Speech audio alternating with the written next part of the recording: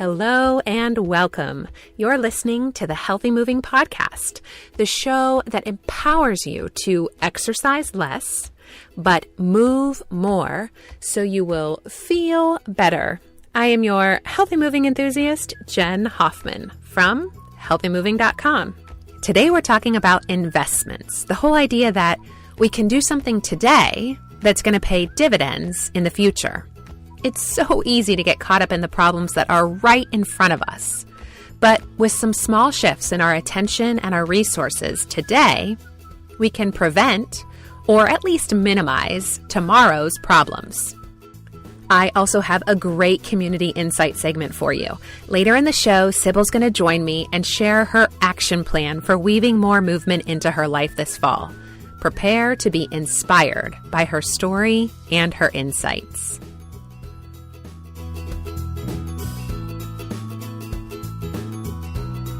I have an important question for you to consider.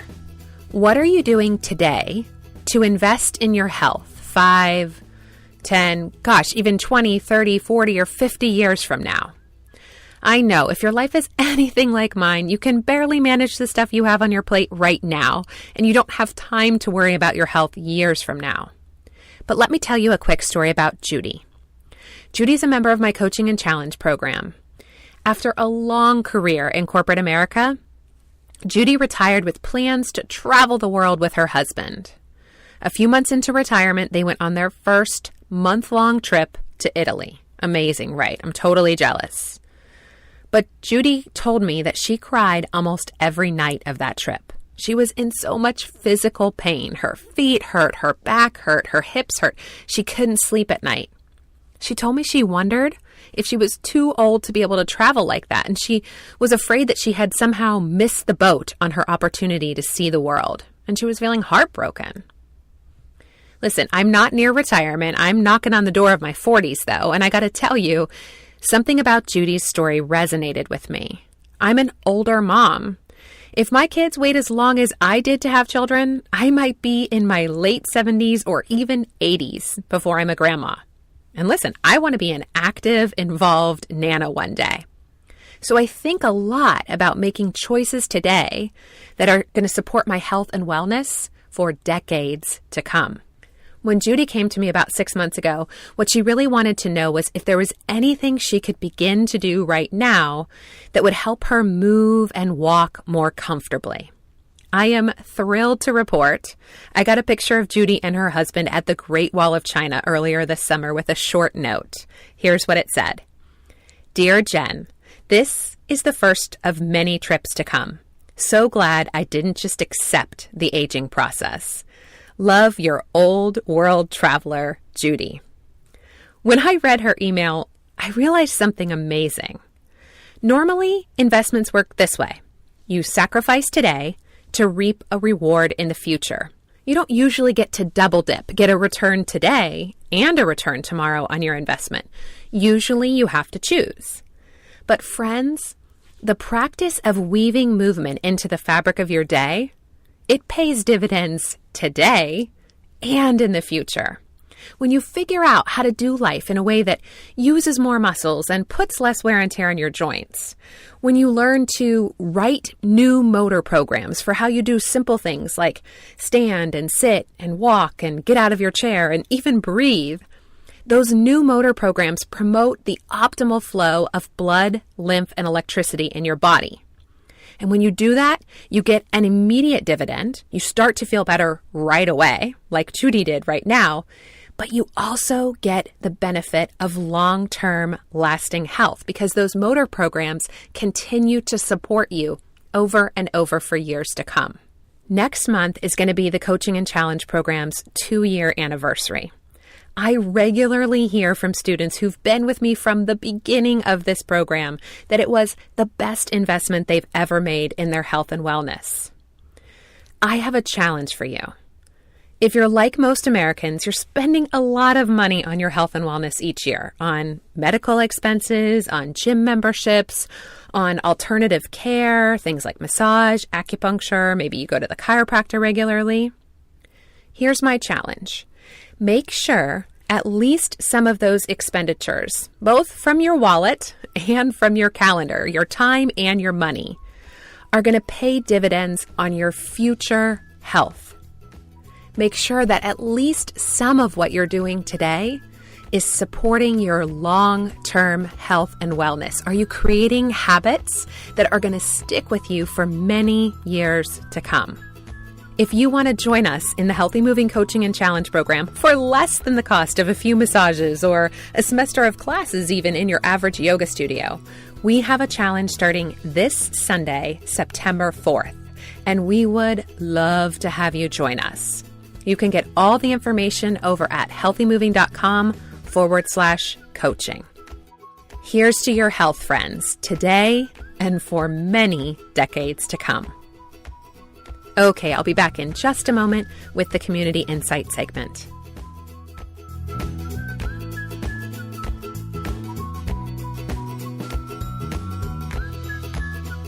All right, I am so excited to welcome Sybil to the show. She is another member of the Healthy Moving community, and she was recently sharing in our Coaching and Challenge Program Facebook group about how she was kind of setting out a plan for creating some new healthy moving habits this fall. And I got really excited whenever I saw her plan because I knew it could help and inspire you as a listener to kind of think about how you can start some wonderful habits this fall. I know everybody thinks about January as being like the time to start new habits, but I love the fall for setting new routines. So welcome, Sybil. I'm so grateful to you for sharing your story with us. Sure thing, Jen. I'm delighted to be part of your podcast. So can you tell us a little bit about kind of what your life is like, what your day is like, how you spend your days, so we can have some context around what you're going to be trying to do this fall? Sure. So I have an almost 4-year-old daughter. She's full-time in preschool. My husband works full-time outside the home, and I have 3 part-time jobs / consulting gigs, so 3 jobs that together make a full-time job. And I work mainly from my home office, but I also sometimes travel to one of my jobs where I work there, often a couple of days a week, and then sometimes I'm traveling for events and conferences. And now I'm trying to weave healthy movement into my day because I'm at the computer sort of constantly wherever I am, and I have I've had chronic pain for 30 years now. And I've always managed it with physical therapy and yoga and exercise, but chronically struggled to make that like a routine that strengthens me and that's more preventive instead of palliative. So I'm really focused on not just breaking my chronic pain cycle, but building more strength and resilience in my body so that I feel stronger. And I think that's so important for everybody. I know people who listen to the podcast have heard me talk about it before, but we have to start paying attention not just to the kind of cultural norm of, am I getting exercise? And we have to start looking at, when am I sedentary? And how can I start to make my sedentary time a little bit more active? And what is that sedentary time doing? And what can reducing it help me feel? And I love that you're kind of starting to tune into that and think about ways that you can incorporate this in your day. So can you tell us a little bit about challenges you've had with figuring out how to do that? What are some of the challenges that you face in weaving more movement into your day? I guess core challenges are feeling a sense of deserving to get up and move around so that I'm, I feel like I have to be productive in my various billable jobs in order to justify taking a 5-minute break on the clock. And my employers aren't necessarily watching me that way because I'm working very independently, but I feel like I always have to judge how I'm using my time and billing it. And so I'm balancing my deserving a movement break against any other personal matter I might need to do during the day, and also against my general sense of concentration and efficiency in my work on the computer. So that's one big thing. And then another big thing for me is that because I'm juggling 3 different jobs, And then whatever personal things occasionally, a doctor's appointment for my daughter or myself, or some personal thing that I need to do during work hours. I don't have a routine work flow. I mean, I have set generally hours that I set aside every day that are the same, from 8 to 4 or 7:30 to 4, Monday through Friday, that are the hours I'm working. But how each day looks is just so very variable. I think that's something so many people can relate to, Sybil, because I think gone are the days where we all went to work. We could tell in the morning what we were going to be doing throughout the day, and we kind of had this predictability. And there's pluses and minuses to that predictability. But one of the things, when we know what our day is going to flow like, well, then it might be easier to create a routine and a habit, because we're adding a routine and a habit inside of a pretty routine life. But we aren't living a routine life anymore. So many people aren't. Even whether you're working a job or whether you're at home with your kids, there's so much, as you say, variability in our schedule. And so creating a habit around kind of this ever-changing flow of our day is really tricky. What is your plan for overcoming that obstacle this fall? Sure. Well, I want to say that as mothers, I think mothers might have some experience with this from having newborns and infants, because what I learned with my daughter was, particularly with breastfeeding, but not only, also with the sleep routine, was that she might not have a consistent schedule all the time, particularly when she was really newborn. But there were routines that I needed to try and set in place. And sometimes the parameters had to move. So she didn't always go to bed on the clock at 8 o'clock, and I wasn't forcing that. But I had to sort of like create a sense of, this is the time of evening and this is the time we do these things.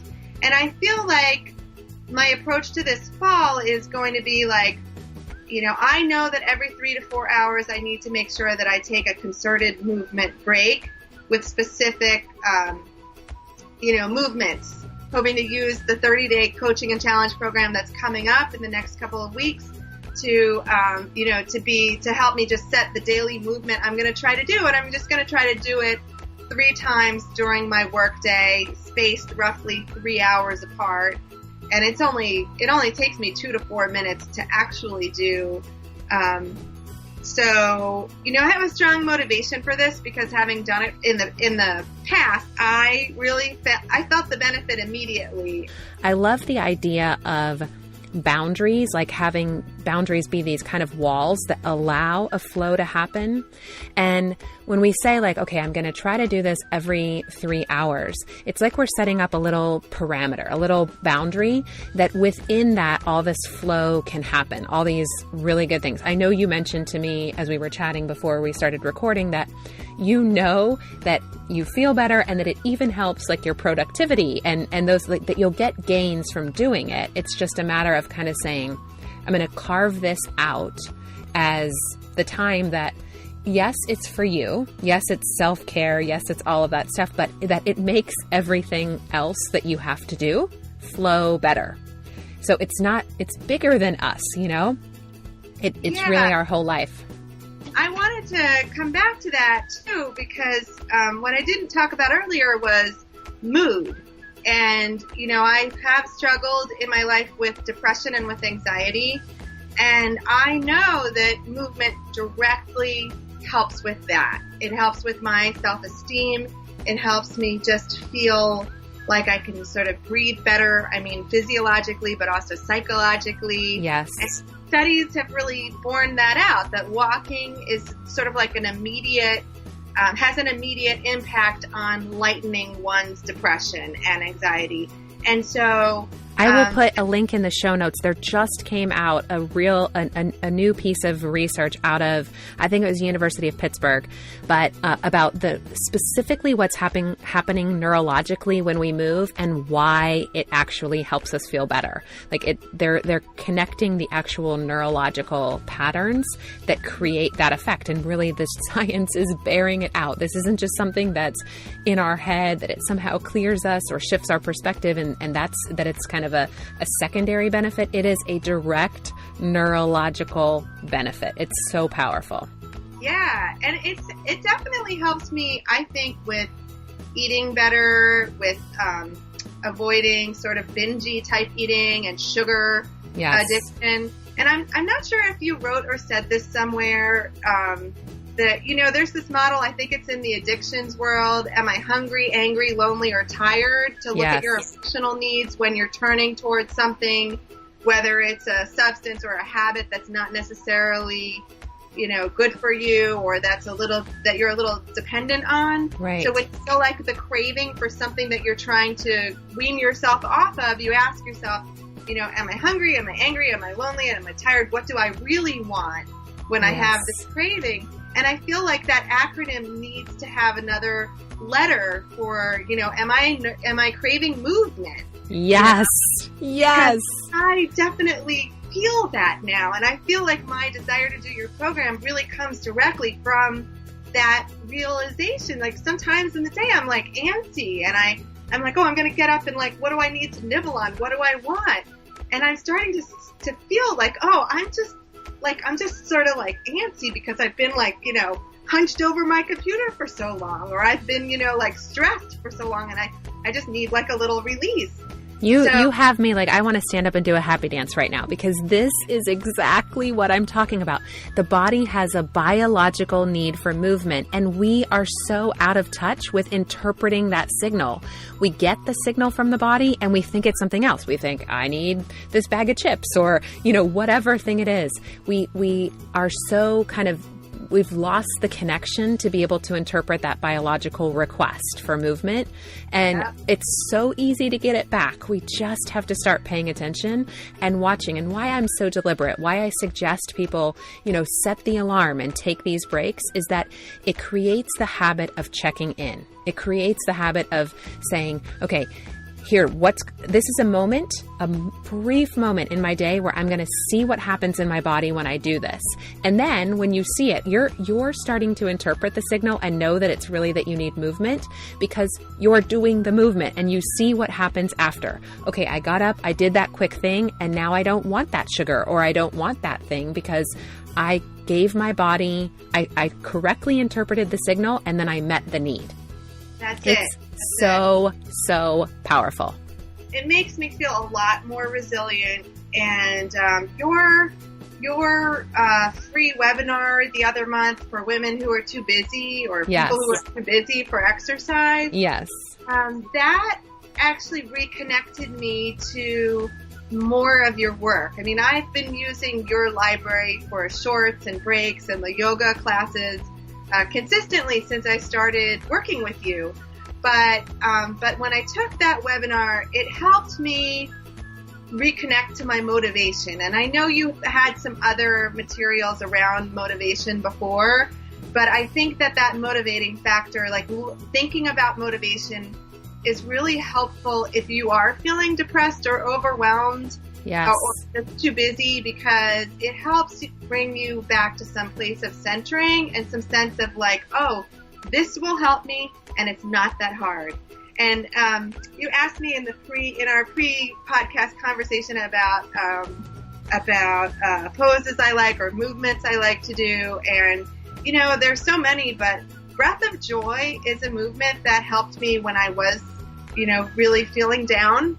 And helped me like immediately connect to the sense of motion and what it can do, because it gives you a little bit of an endorphin high, like immediately after doing it. Absolutely. I call it the caffeine break, because I use it if I'm tired, if I'm down, if I feel like I want some kind of a boost. It's so great. I love that one. Yeah, and I think it's good, like if you're really, really stressed out and you just don't even know what to do next. Yes. It's a great, like it just sort of brings you some breath. Yep. Immediately. So just as a caution, when your inhale is longer than your exhale, that's invigorating. So this is not one that you would want to do right before you're ready for bed. It's not one to help kind of ease you into the nighttime. It's one for a boost. It's one when you need a little pick-me-up. It's perfect for that. Like I said, I love it. If you're feeling like you want to go for a cup of caffeine, especially in that mid-afternoon slump, skip the caffeine and try this, because the caffeine will interfere with your sleep when you do go to sleep. So the Breath of Joy is a little complicated to explain over a podcast. It's 3 parts inhale with some arm movements and then 1 big exhale.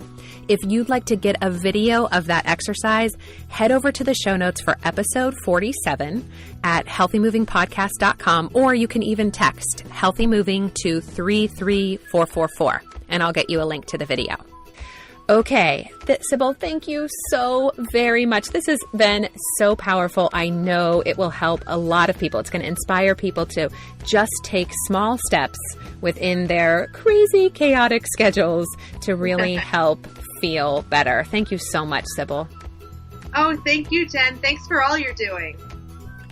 If you'd like to check out the free No Time Exercise Solution class that Sybil mentioned as a real turning point for her, head to healthymoving.com/free class or text No Time, all one word, NOTIME, to 33444. If you find the Healthy Moving podcast helpful, would you support the show by heading to iTunes to subscribe, rate, and review? That helps other people find the show, and I really appreciate your feedback.